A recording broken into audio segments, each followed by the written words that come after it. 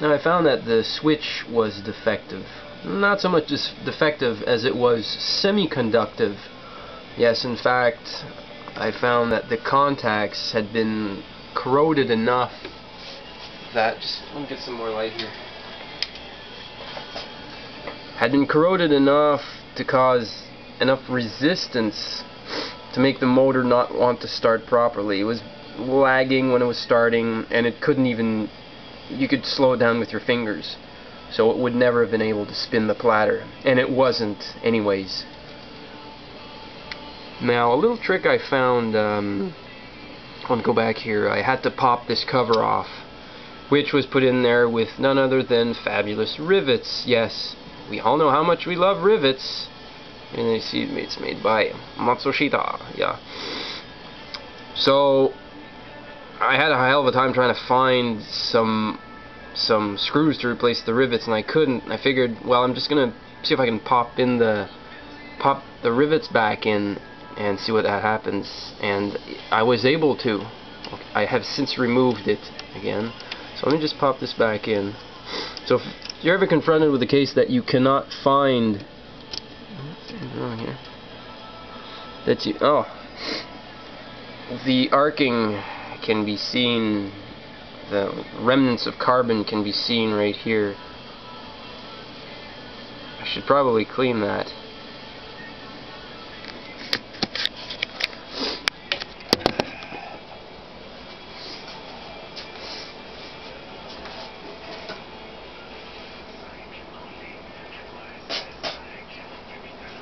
Yeah, sure, spit'll do fine.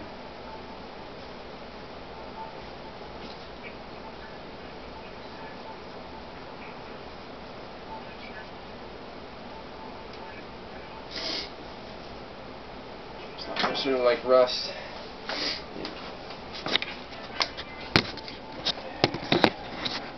Tip that in. Wow. Okay, great.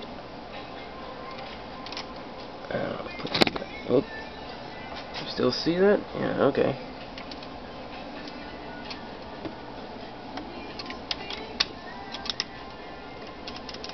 There we go. We had to release the lever in order for the button to pop back out. Now I'll take one of the rivets. Bear in mind that I had drilled the rivet end, so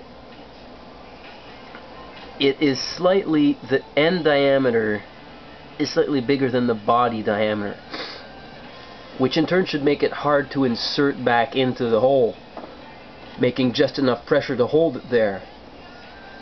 Well, this one is not, so I'm going to pound the head of this rivet down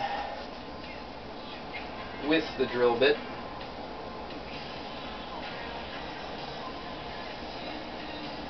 Actually, what you should do is you should take the drill bit in the end, like so. Now, I don't think I can hold this there.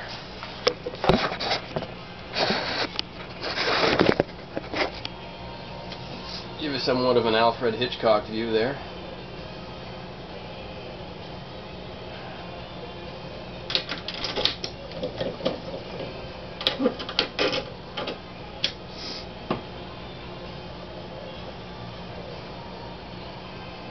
You want to make sure that your drill bit is tight in there so that it won't pop back into the chuck. I'm going to compress that rivet until you can actually see that the sides are coming out, that are popping out. I'd say that that's enough. Let's try this again. And to my surprise, it's actually too big, so it won't pop back into the hole. Well, I take care of that pretty fast. You take pair of pliers. Oh yes, hurry. And you compress the sides again, making sure not to compress it so much that you have to start over again, yielding a famous vicious circle effect.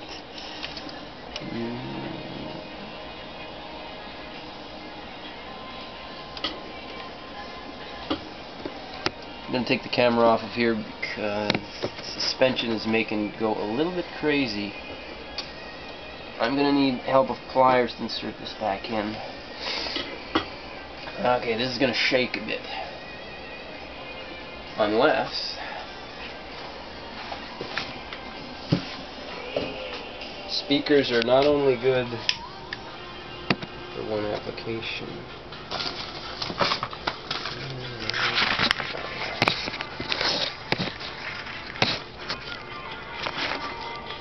Improvised camera angle, yeah. So you take a Robertson #2, or for everybody else in the world, a square head screwdriver, and you gently tap that guy back into place.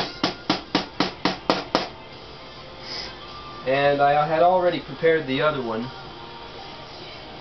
No, I didn't. Press it back a little bit also.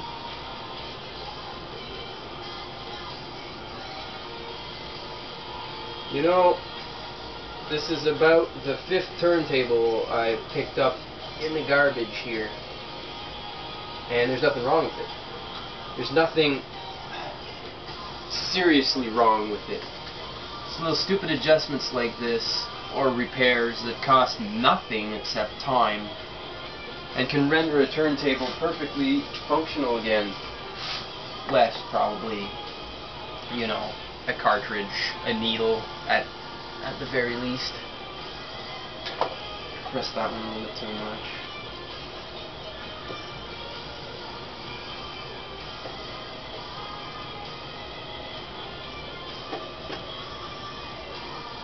And count it in again.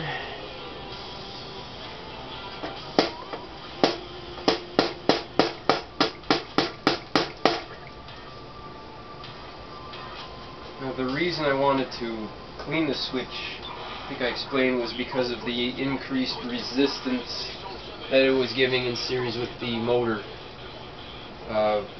probably causing a voltage drop. I didn't measure that drop. I should have before I started, just to see how much percentage of voltage is lost in carbonized contacts. I'd say about 10 volts maybe.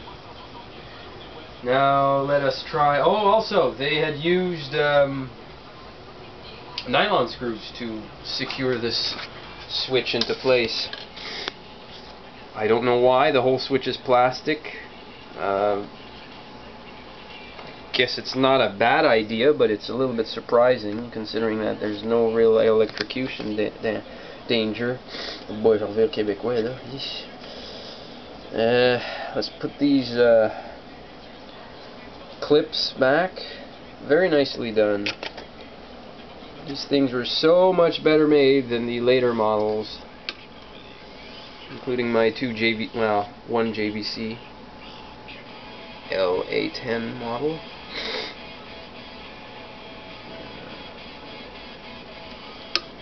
It's the motor, dual voltage motor.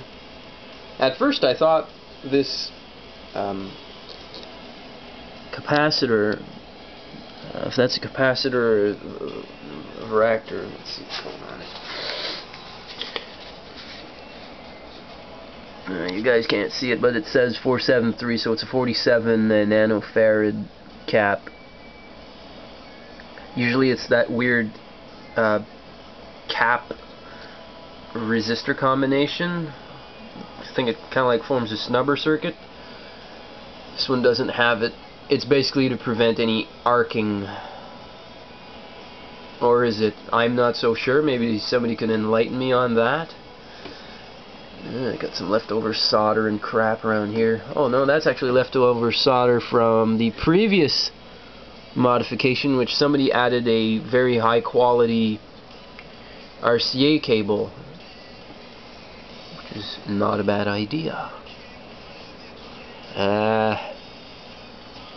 So let's try it.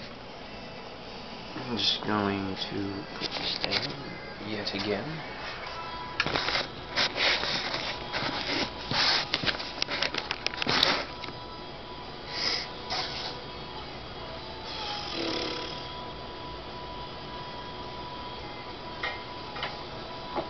I got the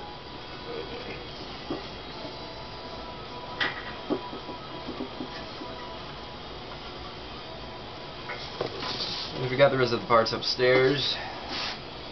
So I have to do. Sorry.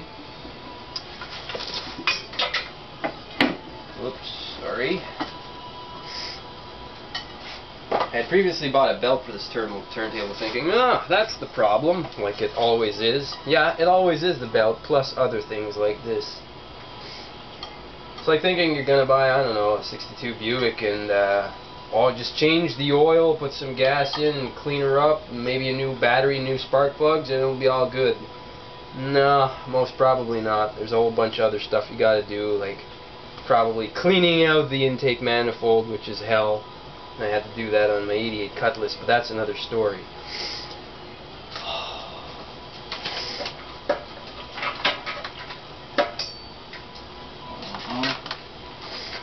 Okay, naturally I can't reach the power plug. Alright. Yeah, I don't have a needle. Cartridge.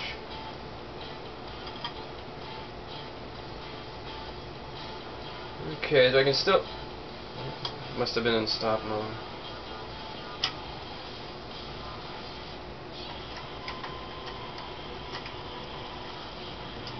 Right, okay.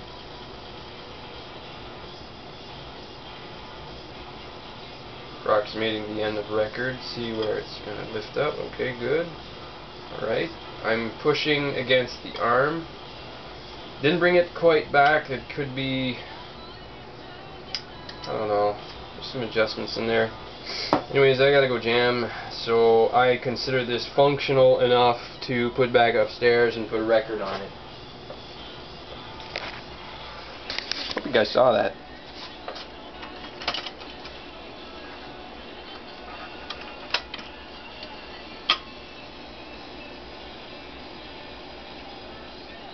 Let's try it again. Okay, it's lifting. Pushing it back in. Didn't quite bring it back. Okay.